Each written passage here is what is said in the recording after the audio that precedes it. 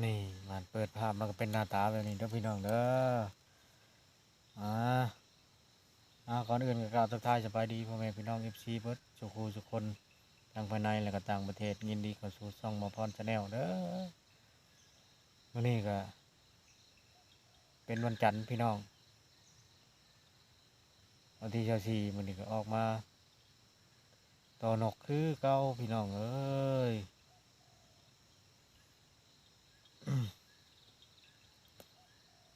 กดไลค์กดแชร์กดติดตามให้เด้อพี่น้องเด้อมาลุ้นมาชมนำกันว่านี่สิหมานบ่หรือบ่หมานนะสิได้จักแต้มมื้อนี้เอาเจ้าริวตันออกมาพี่น้องแต่ว่าบ่ได้ถ่ายทำใกล้เด้อพี่น้องเด้อก็ขอโทษขออภัยเด้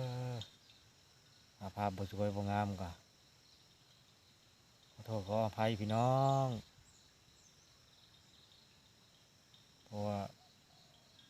กล้องเขาก็บ่งาม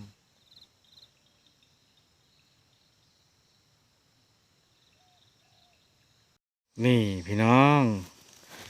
วันนี้ก็เจ้าลีตันจัดให้ละแต้มหนึ่งพี่น้องฮะมาลุ้นมาชมนำกันเด้อว่าสิได้จักแต้มพี่น้องจัดไปแล้วนี่เจ้าลีตันจัดไปแล้ว1 แต้มพี่น้องมาได้ถ่ายเด้อตอนนั้นน่ะมันเพราะว่าใช้กล้องโทรศัพท์พี่น้องมันมีได้ถ่ายตอนถือเอาลงมาเลย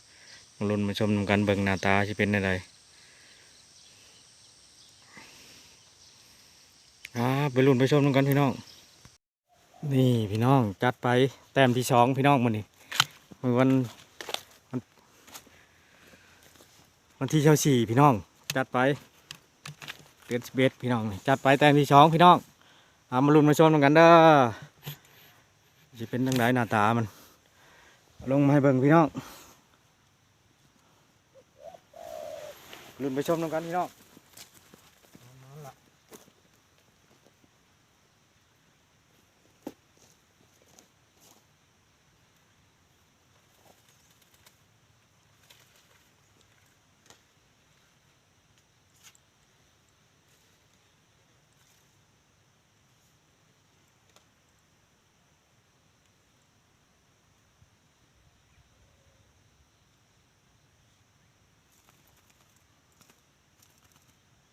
ดิ้นโอ้ยพอถึกเลย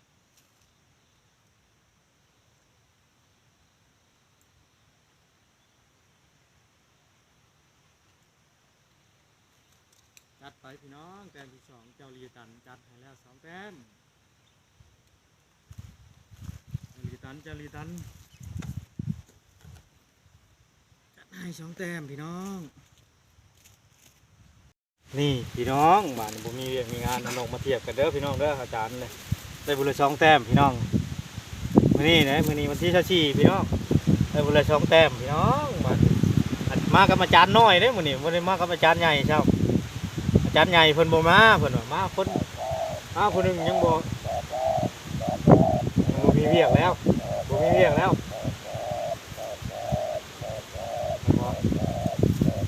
ก็เขาผู้ใดเนาะ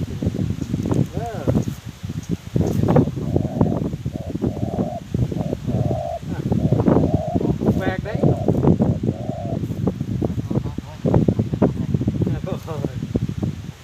ไปว่าโอ้ถ่ายกันแต่มันโอ้ไปเห็นปุ๊บปั๊บโหลดโอ้ยไปว่าเอาไปว่าเลี้ยงคนแรกโตปั๊บคนแรกพี่น้องมาลุ้นมาชมนำกันเด้ออาจารย์สิได้จะแซ่บเด้กันเด้อพี่น้องเด้อ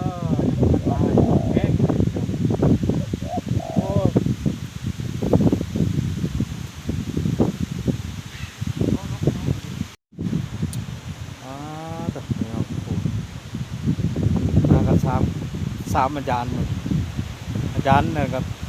แล่นน้ำหลังเรื่องอาจารย์เนี่ยยังบ่ขึ้นมาอยู่โอ้ได้ยังแต้มเจ้าว่าเพิ่นได้ลื่นเป็นยังไงเนาะอาจารย์เฮานี่เนาะ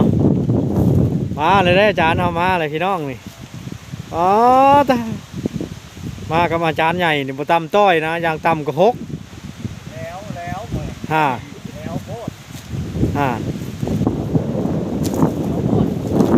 ได้2 แต้มพุ่น